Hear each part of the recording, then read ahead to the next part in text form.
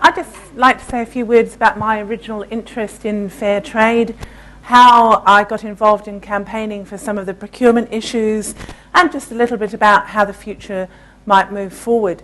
I got particularly interested in some of the issues, particularly of tropical countries and their exporting when I was working in Ghana.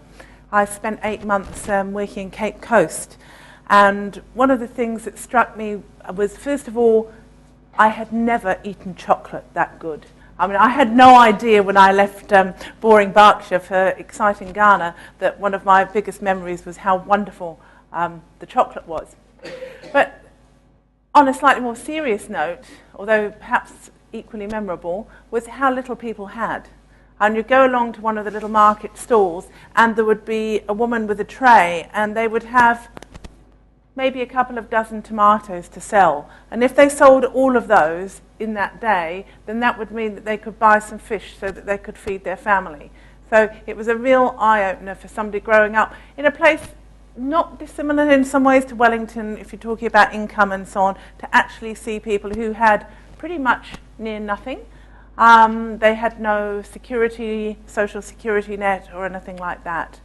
And the eagerness with which they wanted to go to school. And I was working at a girls' school. I was working in the chemistry and physics area as a laboratory assistant, and people were desperate for the sort of education that would allow them to improve their lives.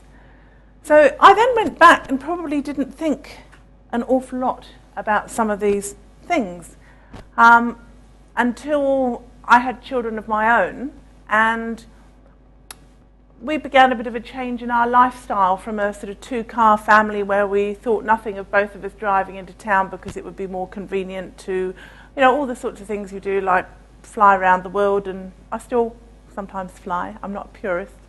And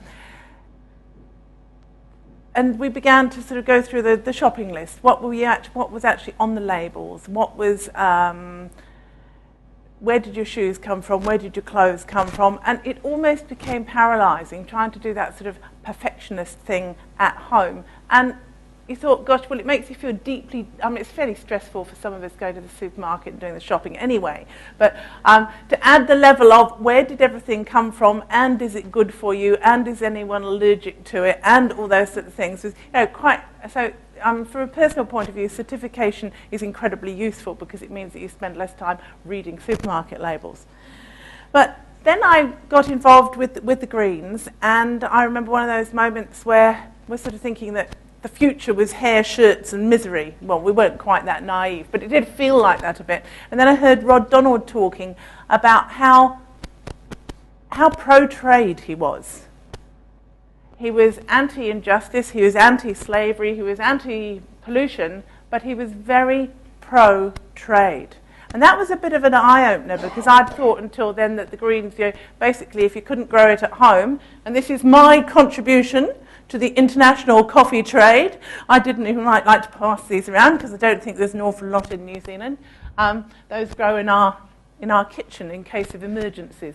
But I don't think you need to worry with your great stacks of beans. So, but again, the idea that what you could do in your own life is important.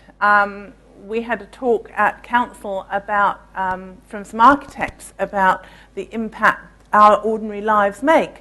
And it's quite interesting because Brenda Vale and her husband are architects, and they've sort of done all this work on designing low-impact, low-energy houses, and ones that treated the water and reused the grey water and all that. And then she said, you can do what you like about what kind of house you live in, but it's your day-to-day purchasing and your day-to-day behaviour and your day-to-day way of living in that house. So all those dear little eco-villages that require you to drive 50 kilometres to work, do miss the point. So leading on from that, I got involved, stood for council and got on, and one of the things in the early days, and I think it's about 95, we actually succeeded in getting there was already a buy local policy, but we just succeeded in getting an environmentally friendly purchasing policy. And of course, with a lot of these things, you think, yes, we've campaigned and we've got enough people. I don't think it was quite unanimous, but it was pretty close. It might well have been unanimous. But the thing is, you've got the policy, then you have to enact it. And our policy was a bit flawed in that it really expected far too much investigation by staff of each thing. And you've got staff who are busy getting on with whatever it is, whether it's looking after the swimming pools or writing policy or whatever. They do not want to be researching what kind of paper to put in the photocopier. So again, moving things onto contract basis, relying on good certification, that's really important step forward, rather than expecting everyone to do the corporate equivalent of standing there in the shopping in the supermarket looking at everything in the lists. I have to say, we don't know what's going to happen next. Now, I have to say that Kerry and I have probably jointly initiated a fair campaign plan, because some people on our campaign trail have not been economical with the truth or stirred things up. We've got some different views, but I think that we've done the fair trade equivalent on the campaign trail, so that's been good. And what you should feel reassured about is that whatever happens this evening, we'll know about 8 o'clock, Fair Trade City, Fair Trade Capital will continue with the passion of whoever's the mayor, and even the people that are slightly less likely to get into, Al and Brian and all the others, I'm sure they would be very happy to support it as well.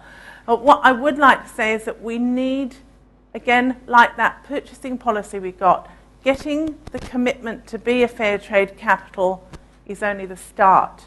We have to work with the general consumers, but also with the big organisations, whether it's ACC, whether it's a Victoria University, whether it's a council, so that they're not doing it because somebody at the top told them to, but they're doing it because they care about it, because they get good coffee or good papers, or in my case, good earrings, and they can actually carry on and support as a way of life. You'll be looking this afternoon as how fair trade fits into sustainability, and it is only part of the story, because not everything is going to be, we hope, sourced from another country.